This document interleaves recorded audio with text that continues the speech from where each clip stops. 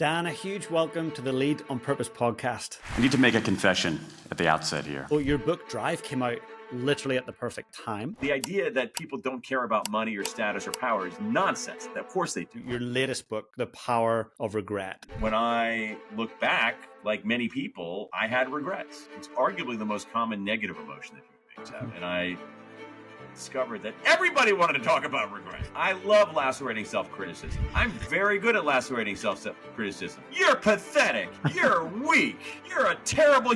Oh my God, I'm the worst person in the world. I'm just a wretched human being. I'm so horrible. We want to essentially look the devil in the eye. I regretted the lack of probably love that I showed. It was a horrible place. I pissed off with myself. It's pathetic, really. Plug my ears and say, no regrets. Nope, nope, nope, nope, nope. I imagine someone who writes a book on regret has some motivation to do that because they've got regrets of their own. What are some of those things that come up for you? For me? Okay, this guest for me was a pinch me moment. Like, what? I get to sit down with Dan and talk? This is amazing. If you don't know who Daniel Pink is, you're about to discover the incredible human that he is. For those that have read his book, Drive, you'll know exactly who I'm talking about. In 2009, he published this amazing book on motivation, what motivates us and how to motivate others, and it took off. He's a prolific author, sold millions and millions of copies of his books, is so deeply thought in how he approaches life, how he looks at challenges and situations. You're about to step in to an absolute masterclass. So a couple of things that I really took away from this that I think you will really love. Number one, intrinsic motivation always wins. We will discover what intrinsic versus extrinsic looks like. Number two, make sure you embrace regret.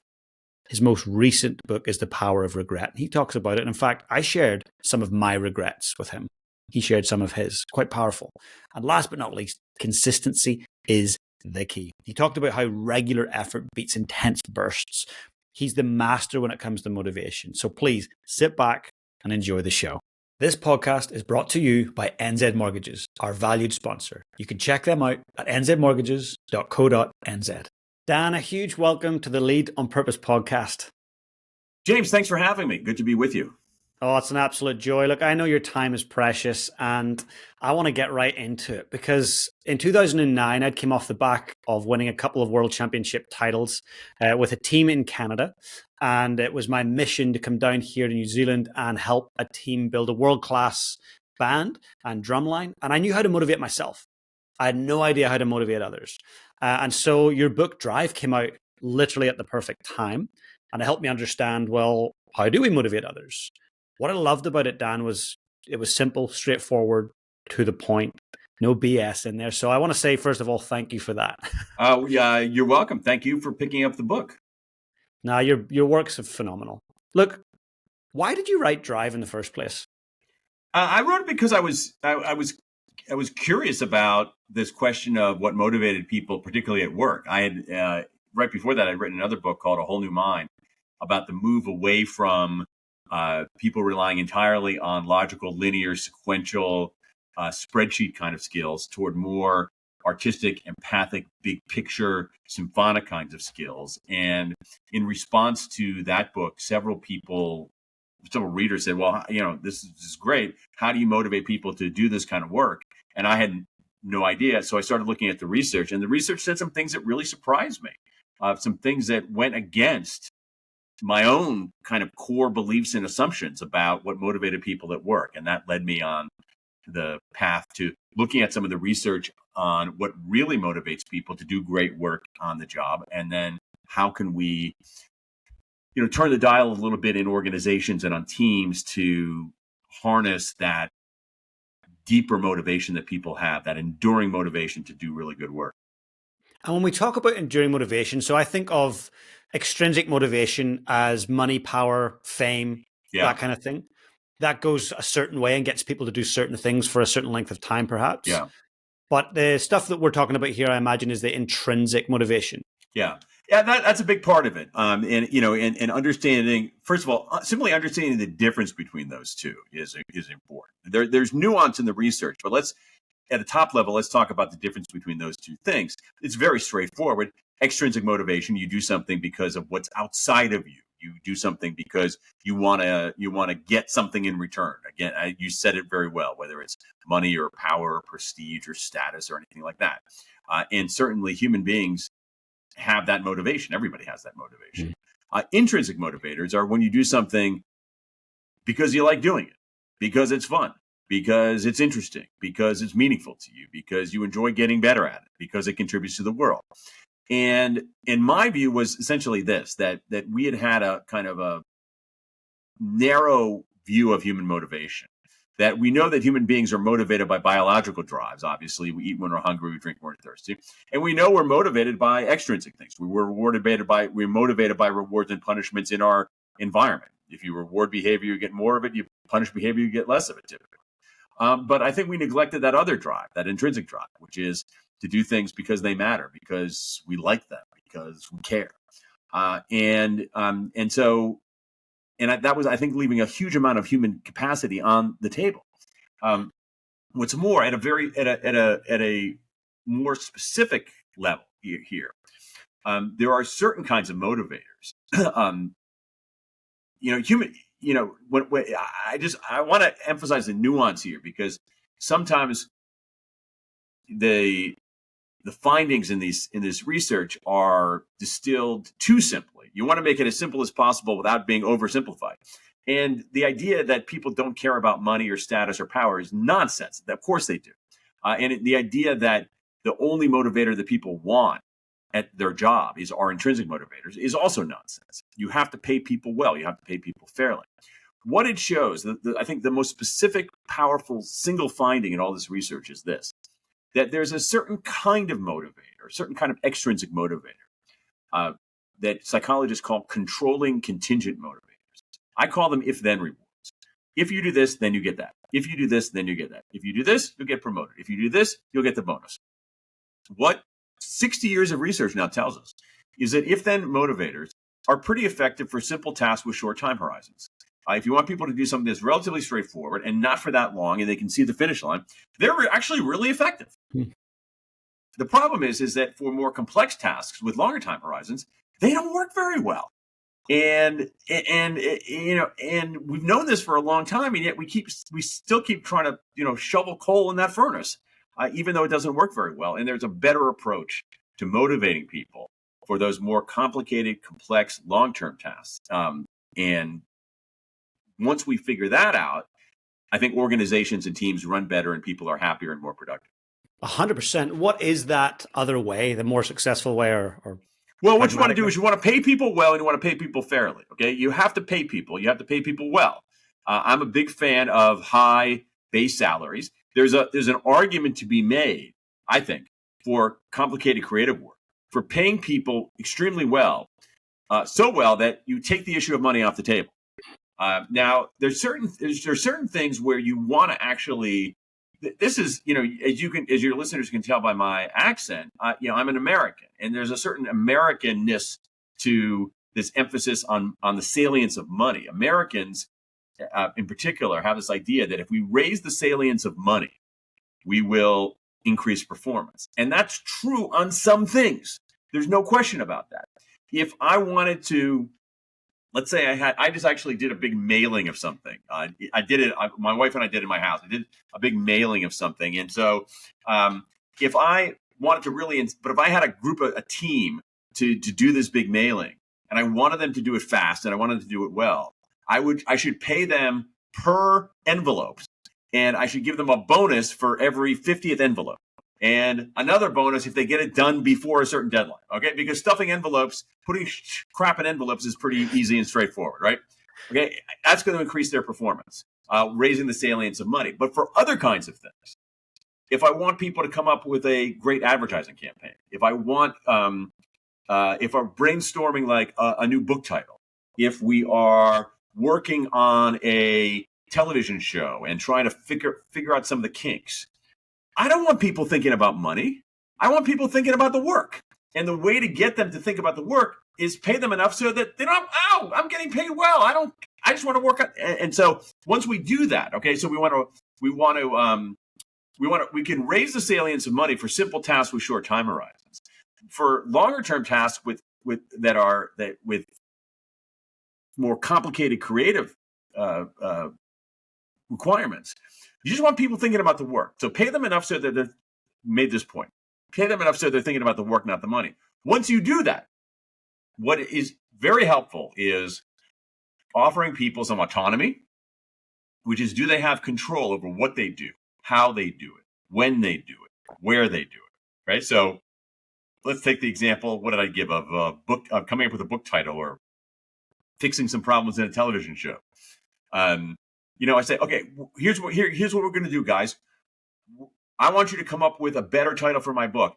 I want you to come in to this office at 9:15 in the morning and sit in that chair over there and give me 7 ideas by 9:45.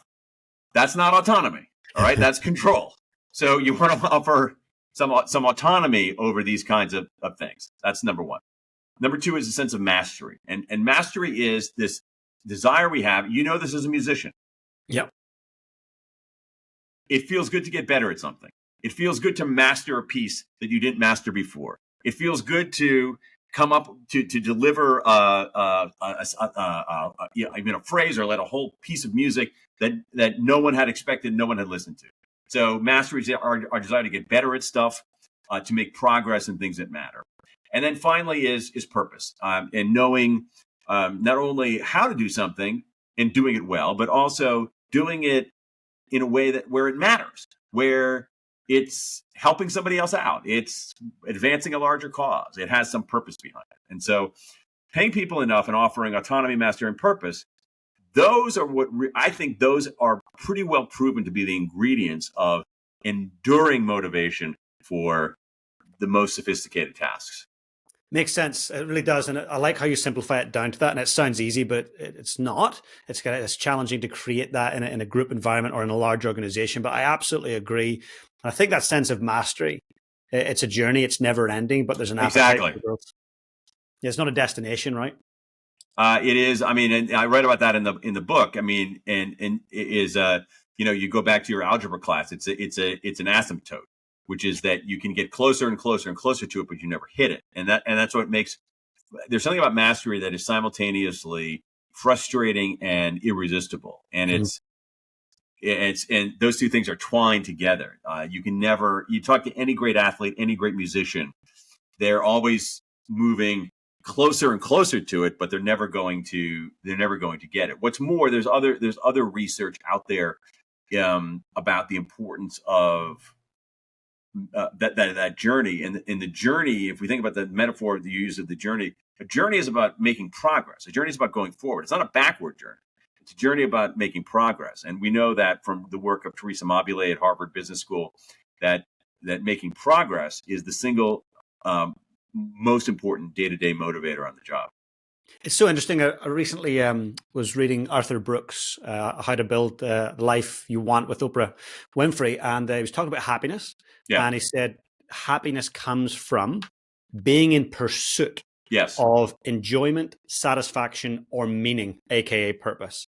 And I thought that just makes so much sense. It's not a destination. It's not a new house. It's not a pay rise. It's actually being in pursuit of those meaningful things. Yeah, and it's and this. And people, I think, have an intuitive sense of this, particularly people like who listen to the show, who are people who have achieved things. And one thing that's interesting is to reflect on how you felt after you achieved a long desired goal. And for many people, the story is essentially the experience is that, oh my God, it felt great. But then the next day, it was done, and so I think that's hard for us to fathom. And I think when we look at other people who have achieved things, we tend to think that, oh my God, they must be in a state of bliss because they have achieved X, Y, or Z. When in fact, they're just schmoes like us who okay, I got that, but now I got to do the next thing. I got that, but you know what? It's like, and it felt great at the time. But 24 hours later, 2 days later, whatever, I needed something else to get my engines going. And the engine is really the pursuit, particularly the pursuit when you are learning and growing and when you are doing that in the service of something else. as Arthur is saying, whether it's meaning, whether it's some kind of broader objective for the world or for your team or for your family. Yeah, and it seems to be no different for a great author like yourself. Like I look behind you, for the person that's listening and not viewing, Dan's got a massive collection of books behind him. And I think that that's a sense of mastery in terms of I'll keep buying books because I want to keep learning and growing and understanding. Yeah, I guess. Yeah. I mean, I'll keep buying them. I won't read them, but it's like I think it was George Bernard Shaw who said famously, I don't know if it's famous because it might not be George Bernard Shaw, but essentially like the books you buy and don't read are who you want to be, and the books you read are who you really are. That's amazing. So yeah. So no, but I do think that it's a great point, James, about the pursuit. So this thing about knowledge, it's like no one gets to the point where it's like, yeah, I've learned enough. Yeah. I'm done. I don't have any more to know. I mean, no one would, you never get to that point. And I think that's a great thing. I think it's one of the things that it makes life worth living. I think if we get to that point and we say, like, we get to finish high school, like, cool, I'm done. I'm just done learning. I think there'll be a certain point in our lives where we do regret that decision. So I want to just segue that onto your latest book, The Power of Regret. And I think this is such an important topic. It's a very difficult thing, I feel, to talk about at times. Yeah. I've only ever read about this once, which was Bronnie Ware, palliative care nurse, studied people on their essentially last days. Yeah. And it got me thinking about how I live my life. I thought, Jesus, I want to live with less regrets, but I'm not going to have no regrets because that's not possible. Like I have to make choices, and that means I say no to other things. So just to get started, Dan, what's the opposite of regret? That's an interesting question. The opposite of regret might be rejoicing. It might be satisfaction. It might be relief. I think that's what it would be. But regret itself is the emotion that we feel. It's a painful emotion. It's an unpleasant emotion. It's a negative emotion that we feel when we look backward and wish we had done something different. Wish we hadn't done something. Wish we had done something in a different way. And it's a painful emotion that comes when we look backward and wish we had made another choice or taken another path. There's so many people listening right now going, yep, I can relate. I have regrets. So Dan, what was one? I hope so, because I hope that everybody, because almost truly one of the things about this emotion of regret is how incredibly common it is. It is one of the most common emotions that human beings have. It's arguably the most common negative emotion that human beings have. Mm-hmm. We have, social psychologists figured this out 40 years ago, that when you look at people's, some interesting research where they looked at people's day-to-day conversations, transcribed them, then coded them for the emotions that were being expressed, the second most common emotion that people talked about in their daily lives was regret. The most common negative emotion was regret. We know that literally the only people who do not have regret, there are some people who truly don't have regrets. There are a lot of people who perform, I don't have any regrets. Everything happens for a reason. But when you probe them, you realize that they have regrets. But the people who actually don't have regrets, there are some. 5-year-olds don't have regrets because regret requires, what I just said about you go backward in time. That ability to time travel, the ability of what's called counterfactual thinking, where you go back, you imagine yourself back in time, you negate what really happened. You then get back in a time machine and go to the present, but the present is now reconfigured because of that thing that you did in the imagination. That's very sophisticated cognitively. And so you have to be 7 or 8 in order to do that thing. People, sadly, with certain kinds of neurodegenerative disorders, Parkinson's, certain kinds of Huntington, or certain kinds of brain lesions, interfere with that counterfactual thinking. So they don't experience regret. And then sociopaths don't. But everybody else does. And so I hope that your listeners are, do have regrets, because if they don't, it means that their 5 might have a neurodegenerative disorder or are sociopath. Yeah, you're right. Bang on. Now let's talk about your regrets. Like, I imagine someone who writes a book on regret has some motivation to do that because they've got regrets of their own. What are Sure, some of those of things that course. come up for you? For me, oh yeah. So I mean, so that's exactly. But the motivation is exactly right, James. I mean, I wrote this book in part because I had regrets of my own, and and I had reached a point in my life that all of us, I hope, reach, where I, all of us will reach, where it's jarring, Mhm. where I realized that I had more of my life behind me than ahead of me. And when I look back, like many people, I had regrets about things that I wish I had done or things I wish I hadn't done. And what I discovered is that there was bugging me for a while, and I wanted to talk to people about it, but I realized that nobody wanted to talk about regrets because it's such an unpleasant topic. And so I very sheepishly mentioned it to a few people, and I discovered that everybody wanted to talk about regrets.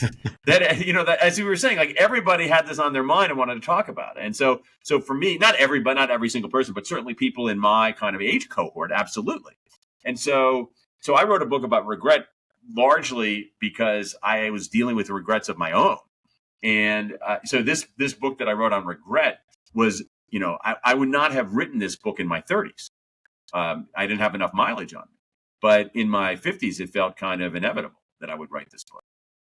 And do you feel like someone in their 30s, 40s, it's actually a good thing to start thinking about regrets now before they get to their 50s? Yes. Yeah. I mean, believe me, people in their 30s and 40s have plenty of regrets. Um, and what you have to think about. The thing is, when you get past the question is, what do you do? The bigger question about regrets is, what do you do with your regrets, Mm. right? And so, the older you get, the less time there is to do something about those regrets. So when you're younger, you have this seemingly sort of infinite, what seems to be an infinite span of time to deal with these things that you quickly realize is finite rather than infinite. And so the real question is, what do you do with your regrets? And here I think we have a big problem where um, we have some people who just say you ignore your regrets, who've taken this overly sunny, bizarrely American view that the way to lead a good life is to be positive all the time and never be negative. To which I know that Irish folks don't have that view. They Yeah, have opposite. yeah. So, but Americans have told the world essentially, the way to have a good life is to be positive all the time and never be negative, and to always look forward and never look back. And that's terrible advice. Mm. It really is. It's unscientific advice. What the science tells us is that you want to have more positive emotions than negative emotions, definitely. But negative emotions serve a function. And you want to look forward a lot and you want to be in the present a lot, but sometimes you want to look back because the back teaches you something. And so the real question here in regret is, what do we do with it? And what we have is we have two bad strategies generally. The first is that people ignore their regrets. They feel that sting of regret. They say, wait a second, I'm supposed to be positive all the time. I don't have any regrets. Everything happens for a reason. So they plug their ears. They don't listen to the regrets, and so they ignore them. Other people get swallowed by their regrets. They get captured by their regrets. They ruminate on their regrets. That's a bad idea too. What we want to do is we want to essentially look the devil in the eye. We want to confront our regrets. We want to think about our regrets. We want to use our regrets essentially as information, as a signal, as data. And when we do that, once again, going to the science, we have mounds of evidence that it's a very helpful emotion. That if we take that approach, reckoning with our regrets, thinking about our regrets, it can help us on a whole range of things, the kinds of things that your listeners are interested in. It can help you become a better negotiator. You put people into a negotiation. I mean, there's a lot of research. You put people into a negotiation session. They negotiate. They come out of the negotiation. The researchers say, what do you regret doing or not doing in that negotiation? They invite the negative feeling. You do that, next time around, they do better in the negotiation. Helps you become a better negotiator, helps you become a better problem solver, can help you find more meaning in life, help you avoid cognitive biases, help you become a better strategist. And so the real thing here is, all human beings have regret. And the real question is, what do you do with it? Do you ignore it? No. Do you wallow in it? No. Do you use it as information? Yes. And when you do that, it's an incredibly useful emotion. This is really, really powerful. And if you're okay, I might actually share a couple of regrets. Yeah. That I have, so the listener can really kind of get context. Yeah, lay it on me. And I'm happy to share mine. I realize that I didn't fully answer your question about some of my regrets. I'm happy to talk about. I'm not happy to talk about those. I'll let you go first. What's one of yours? I have a lot of regrets. It's funny. I mean, I have plenty, but I have a lot of regrets about, or some regrets about kindness, particularly when I was much younger. I don't think I was ever a bully. But there were many times in my life, especially when I was much younger, maybe my late teens, early 20s, where I was in situations where people were not being treated well. They were not being treated right. They were not being treated fairly. Now, I wasn't actually mistreating them directly, but I was there. And I knew it was wrong. And I didn't say anything. And that bugs me it bugs me even talking about it right now. Wow. And so the question then is, what do I do about that? So what I could do is say, plug my ears and say, no regrets. Nope. That's a bad idea. I could also say, oh my God, I'm the worst person in the world. I'm just a wretched human being. I'm so horrible. That's a bad idea too. Or I can say, wait a second. Here are these things. Like, I barely remember what I had for lunch yesterday, but I remember things that happened to me 40 years ago or 30 years ago. And it bothers me. That's a pretty strong signal. It's telling me something. And what it's telling me in a way that I might not realize through other forms of inquiry is that I value kindness more than I realize. Like, it's important to me to be kind. It's important to me that others are kind. And when I don't do that, I feel crappy. And that's a signal. And so what this has done is that it's a signal to me saying, wait, this is telling me something. It's telling me that I value kindness. It's also telling me that when I'm in situations like that now, you got to stand up. You got to say something. Brilliant. You got to speak up for people who aren't being spoken up for. And if you take that approach, you're better off. And so that's a way to use your regret as a force for good. That's really amazing to hear. What I also hear, and I want to kind of reinforce this for the listener, is that you probably have sat with that kindness regret, and you probably have hid it for a long time. You've maybe beat yourself up, but you can get to a certain stage in life with this new information around what to do with your regret, and you don't need to carry it like you've always carried it. You can make a change. Absolutely. That's amazing. You should. One should. And you don't have to carry it for very long. You can, but the point is that as I keep coming back to, when you have that pang of regret, which everybody has, when you have that spear hit you, don't ignore it. Don't wallow in it. Think of it as a knock on the door. It's trying to tell you something. And as I said a moment ago, just, look the devil in the eye and say, okay, this is telling me something. And what it's telling me is that I acted wrongly in the past. But many people act wrongly in the past. Nobody is perfect. No one has this kind of perfect, sanctified life. And this is signaling to me that I need to do better in the future. And that when I do better in the future, I feel better and I do better. And that's going to be better for all aspects of our health, our relationships, 100%. Wealth. So a couple of regrets I'll share. One, I have dealt with it. The other, I haven't. So I'll start with the one I have dealt with. So rewind, I don't know, almost 10 years. I'm in Scotland and I'm there for a world championship, and my mum's there. And mum lives in Ireland. At this time, I was living in New Zealand. And mum and I have had an amazing relationship over the years, but we've also had our challenges right from I was a teenager. And this particular moment, mum was quite heated, and then I became quite heated, and then she got more heated, and then I got more. This went on, Dan, for about 4 days. Oh my God. Every time we tried to cool it down, something would be said. And I just thought, this is horrible. So I left Scotland, 12,000 miles back to New Zealand, feeling pretty terrible about the situation, feeling like probably I wasn't going to talk to my mum for a little while at least. And a bit of time healed that, and we reconnected. But I realized Like, I regretted the lack of empathy I had. I regretted the lack of kindness that I had in response. I regretted the lack of probably love that I showed. It was a horrible place. And it took some time to figure it out. I got some therapy, which was helpful. And I've mended that and healed that. We've had many interactions since, and it's never went there ever again. Good. Thank God. That's a regret I had, but something I've actually done something about. And that's helpful because I want to love my mom and I want to have great relationships and I want my son to have a great relationship with his grandmother. Does it mean we agree on everything? No. But there's a regret that's more recent and it has been with me for a long time. And the reason I say it's more recent is because I still haven't done anything about it. And that is my commitment to vigorous exercise. I am so resistant to doing it consistently. Yeah. And I do it for a little bit. Oh, and then I get a little injury or something. Oh, I better stop for 6 months. It's just not good enough. So I'm pissed off with myself. It's pathetic, really. And I'd like to change that.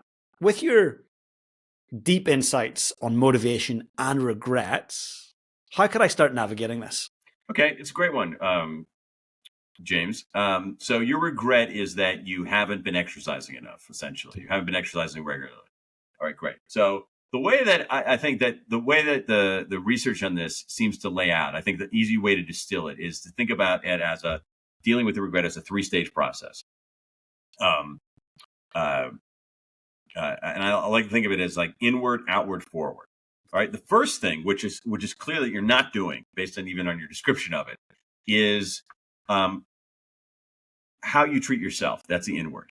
When you like I imagine you have some self-talk about this, and give us a sense. Can you, if you don't mind, like voice, what does your self-talk say to you? What do you say to yourself because of this regret?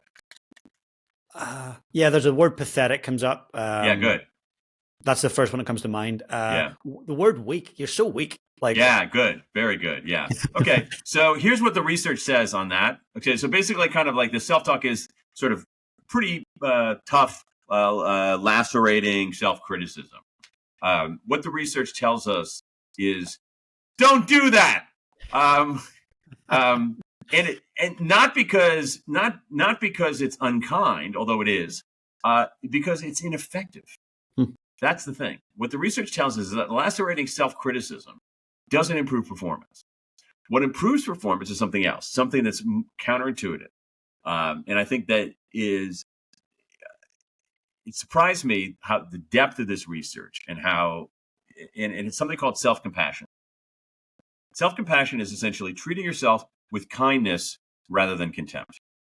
And it doesn't, and here's the thing, it doesn't mean treating yourself better than anybody else, but it doesn't mean treating yourself worse than anybody else. My guess, having known you only for a half an hour, is that you would not say to someone close to you who came to you with saying, "Oh, I'm having trouble exercising." You would say, "You're pathetic. You're weak. You're a terrible." You would never say that to someone else. All right. Not a chance. Exactly. So don't say it to yourself. All right. Don't treat yourself better than anybody else. So treat yourself with kindness rather than contempt. And then, but the other thing about it is also to realize is that, and this is a little bit of sort of tough love here, is that you're not that special. I mean, do you think you're the only one who regrets not exercising? Do you think somehow like you're singular in that regret? No. So, so anyway, that's the inward. So to treat yourself with kindness rather than contempt. That's number one. Second thing. All right. That's the outward.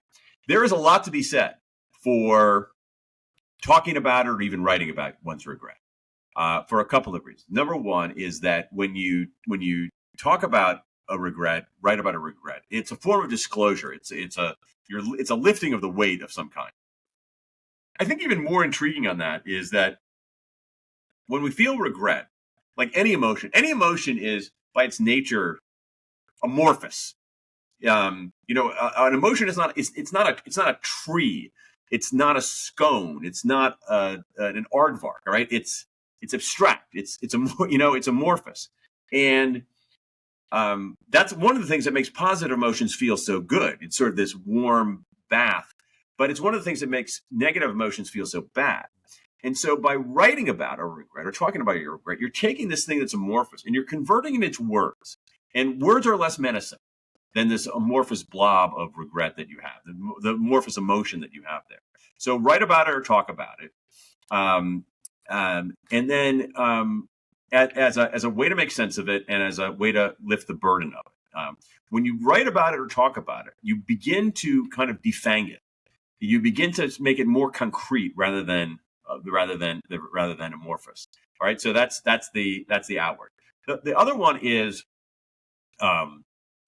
forward. Okay, so you have to ask yourself. Okay, so you've treated yourself with kindness rather than contempt. You've disclosed it to relieve the burden and to make sense of it. Now, what you have to do is you have to go forward. So, what are you going to do about it? And so here we confront. It's difficult. We confront something that in the psychological literature known as Solomon's paradox.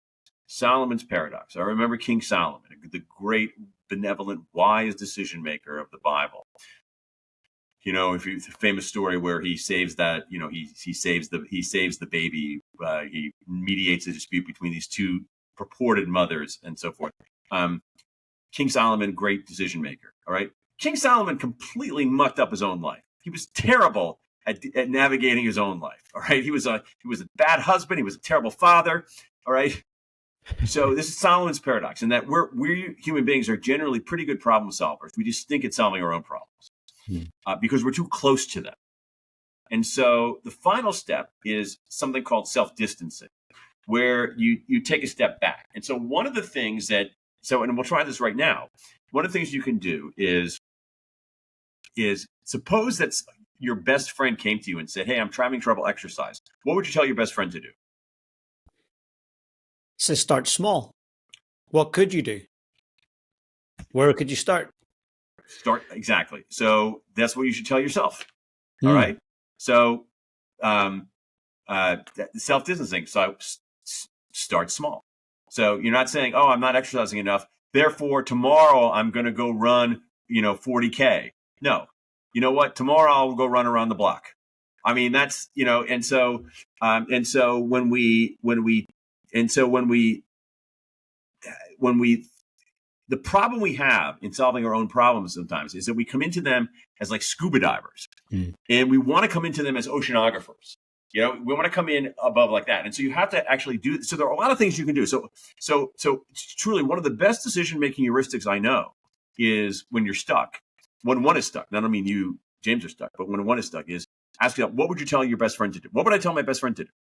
If you want to be the best advice giver in the world, here's what you do. Someone comes to you, say, "Oh, James, I don't know what I should do. I don't know. I need your advice, James. I need your incredible know-how, your years of experience, your incredible insights into leadership." And they present the problem, and then you just say, "Well, what would you tell your best friend to do?" And they say, "Oh, I tell her, blah, blah, blah, blah," and you go, just do that. All right. So self-distancing is really powerful. I'll give you another couple of another one for leaders that I really like. It's not mine. It's been out for a while. It's from Andy Grove, the former CEO of Intel, who said when he was faced with a tough decision, when he was the CEO of Intel, even before he was CEO, but when he was coming up in the ranks of Intel, and he didn't know what to do, he would ask himself, "If I were replaced tomorrow, what would my successor do?" And he always knew. And so this process where you treat yourself with kindness rather than contempt, not better than anybody else, but not worse, because we know the lacerating, believe me, I love lacerating self-criticism. I'm very good at lacerating self-criticism. It's just, the research is very clear. It's not effective. Yeah. So you can do it, but it's sort of like virtue signaling to yourself about how tough you are, but it doesn't do any good. Treat yourself with kindness rather than contempt. Write about it, talk about it, to disclose, to make sense of it, and then extract a lesson from it by taking a step back. And, and then also, within that lesson, think about what's the next thing I can do. Not figure out everything, but what's the next thing? So you said start small. So start small could be, run around the block tomorrow. And run around the block, but the next thing would be run around the block tomorrow.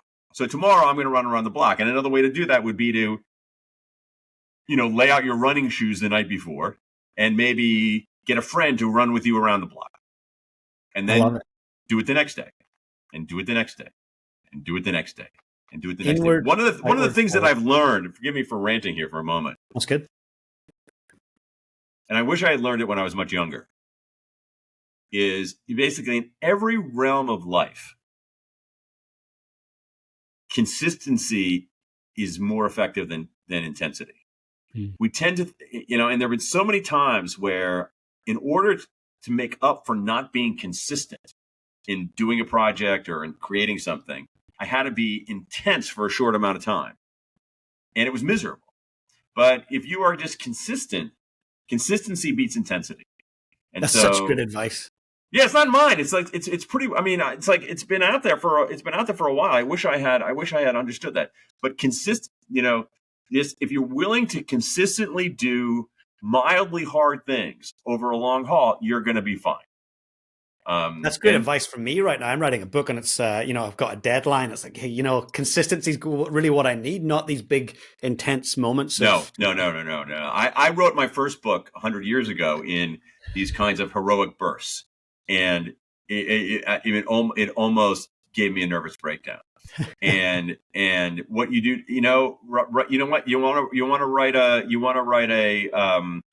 a 50,000 word book. Write 500 words a day, every day, which is totally achievable. 500 words you can do. 500 words to do. Do it. Do it 5 days a week. You can give you the weekends off. That's 25. That's 2,500 words a week. That's 10,000 words a month. That's 5 months, and you got it. Now, well, what some people do, and I'm pointing the finger at myself, is like, oh no, I have to write 15,000 words in the next 6 hours, or else I'll, have to give back the advance. So don't do that. Yeah, I'll take that advice. Consistency beats intensity. I love it. And in your research, and I know that you did some extensive research in regrets, and you had a lot of feedback from tens of thousands of people around the world around their regrets. Were there any patterns or core regrets that came up? Yes. So what I did was I created something called the World Regret Survey, where we asked people around the world to submit a big regret that they had. And we now have a database. Right now, we have we're over 26,000 regrets from people in 134 countries. Wow. And what I found there is that around the world, people seem to have the same 4 core regrets. And they were, and what they were, they're things. They are. I'll tell you very quickly what they are. They're foundation regrets. So sort of like your regret on an exercise. Foundation regret is small decisions people made early in life that accumulate to negative consequences later on. So I didn't exercise or eat right, and now I'm not in good health.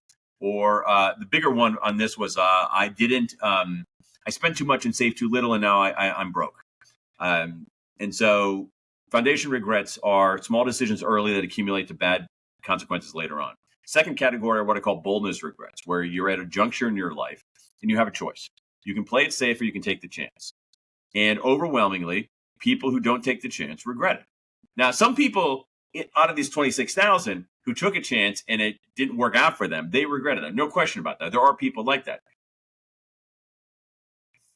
Literally 40, 50 times more people in the other category who didn't take the chance. And it doesn't matter the realm of life that you're in. I got people who regret not asking people out on dates, people who regret not traveling, regret not speaking up, regret not starting a business, all kinds of things. So boldness regrets are if only I'd taken the chance. Moral regrets are another category where, again, you're at a juncture. You can do the right thing. You can do the wrong thing. When people do the wrong thing, most of the time regret it. Not every single person, but most of us, like 90+% of us do, because most of us are good people and we want to be good people, and we feel crappy when we're not good people. So we had a lot of regrets about infidelity. We had a lot of regrets about bullying. And then the final category are connection regrets, which are about relationships, and not only romantic relationships, but sort of like, if you had become estranged from your mother, for instance, and what you do is that people had a relationship that was intact or should have been intact, and it comes apart. Now, what's interesting is that the way these relationships come apart is often not very dramatic at all. And many times the relationship comes apart as kind of like a drift rather than this explosion. And somebody wants to reach out, but they don't because they think it's going to be awkward. They think the other side's not going to care. And so the drift widens even more. And so connection regrets are the fourth category. So what we have here is foundation regrets, if only I'd done the work. Boldness regrets, if only I'd taken the chance. Moral regrets, if only I'd done the right thing. And connection regrets, if only I'd reached out. And around the world, whether it's New Zealand or Ireland or Scotland or the United States or Canada or we have regrets from, we don't have any from Antarctica, but we have regrets from every other continent, whether it's from like West Africa or whether it's from Malaysia or whether it's from Australia or wherever. These seem to be the things that come up over and over and over again in people's lives. Thanks for sharing that. So it's really good to get that perspective. And Dan, I'm doing a piece of work at Scott Base in Antarctica in February. So if I have a regret down there, I'll submit it online. Send it in. Yeah, fantastic. I'll submit it. One question, actually, I've got two more questions before we wrap up. One is this. Was there a difference between regrets related to gender? Great question. So I did another piece of research in America. It was so forgive me for getting in the weeds here for a second. So this thing, the World Regret Survey, was a piece of qualitative research where I just invited people to submit their regrets and then analyze those kinds of things. Because it's not a random sample, I can't make credible claims about differences in gender or anything like that. I also did a quantitative survey of the U.S. population, where we asked people another set of questions, and it was a very good survey. And there, I did that precisely to look for demographic differences. And what I found in the differences in America between men and women were very small. Women tended to have more regrets about family. Men tended to have more regrets about careers. But the gender differences, all the demographic differences in America were quite small. I was really surprised by that. But whether it's race, not many differences in race. All the differences were quite small. Not many differences in race. There was a difference in like education level in people's, but modest. And also kind of surprising in that people with higher degrees of with more formal education. The more formal education you had, the more likely, slightly more likely you were to have a career regret, which is kind of counterintuitive, but it sort of makes sense because if you have higher education, you probably have more career options, which means you have more options to forego. Maybe that's it. So there was one big demographic difference, and it wasn't gender, and it wasn't race, and it wasn't education. It was age. And again, I did this very complicated and expensive quantitative survey to find demographic differences, and there really weren't that many, except for on age. And it was this. In the architecture of regret, there are two kinds of regret. There's regrets of action and regrets of inaction. I regret something I did. I regret something I didn't do. People in their 20s tended to have equal numbers of regrets of action and inaction. People in their 30s tended to have more inaction regrets than action regrets. People in their 40s tended to have a lot more inaction regrets over action regrets. People in their 50s and beyond, 3-to-1, 4-to-1 inaction regrets. Over time, what people regret are what they didn't do. And that was the age effect on that was massive. It was crazy because I was looking for all these demographic differences. There were very, very few, but there was one that was huge, and it was age. The older you get, the more likely you are to have an inaction regret rather than an action regret. And the antidote to that? What sticks with people are what they didn't do. You want an antidote? Yeah. Do stuff. Take your shot. You're at a juncture and you want to reach out to somebody, reach out. If you're not sure whether you should take a chance or not take the chance, you're on the edge, take the chance. Have a bias for action.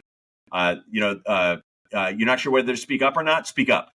I think that's the antidote for those kinds of things. That's beautiful. Because when people have an action regret, first of all, there are a couple of coping mechanisms that they can have. Number one is that, let's say I had a lot of regrets in the qualitative database about bullying. But I also have people who regretted bullying somebody, 30 years ago. But also many people who went back and tried to find online the person whom they bullied to apologize. Okay, so for certain kinds of action regrets, we can make amends, we can restore, we can, so we can extinguish that. There are other kinds of action regrets that we can find the silver lining on. So we had there are a decent number of regrets about bad marriages, and so you had people who said, I regret marrying that person, but at least I have these 2 great kids. So you find the silver lining in that. But for inaction regrets, what do you do? Yeah. You have to basically you have to act now before it's too late. Such good advice. And look, very last question, Dan, and before I ask you, I just want to encourage the viewer or the listener to look in the show notes, because I'm going to put a link to 2 of your books that I love the most. You've wrote way more than 2 books, but Drive and The Power of Regret. I'm going to put links in there for anybody that wants to order them. Please do, or go and listen to them on audiobooks. Your work is phenomenal, Dan. I'll put in your social channels as well. Thanks. I appreciate that. You're very welcome. So last question. I want you to imagine that we're going to fast forward many years into the future. Okay. And you're highly aware that it's your last day here on Earth. Oh my God. We're getting serious here. And someone very young that you love dearly, it might be a grandchild, great-grandchild, comes into the room. Yeah. And says, Dan, how do I lead my life on purpose? What would you say to them?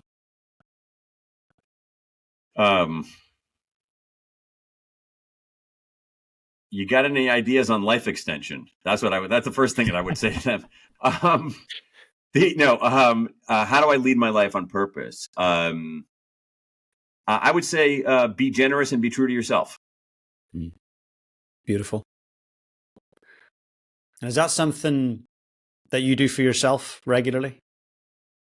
I try to be generous and I try to be true to myself. But again, it's like what we were talking about before, James, with mastery. It's like, it's an asymptote. You're never fully gonna get there. It remains an aspiration. The pursuit of that is what really matters. That's incredible. Dan, I just want to say a huge thanks for the work that you do and taking the time to share that with everyone today, and wish you nothing but the best. Thanks for having me. I've really enjoyed the conversation. Thanks a million. This podcast is brought to you by NZ Mortgages, our valued sponsor. You can check them out at nzmortgages.co.nz.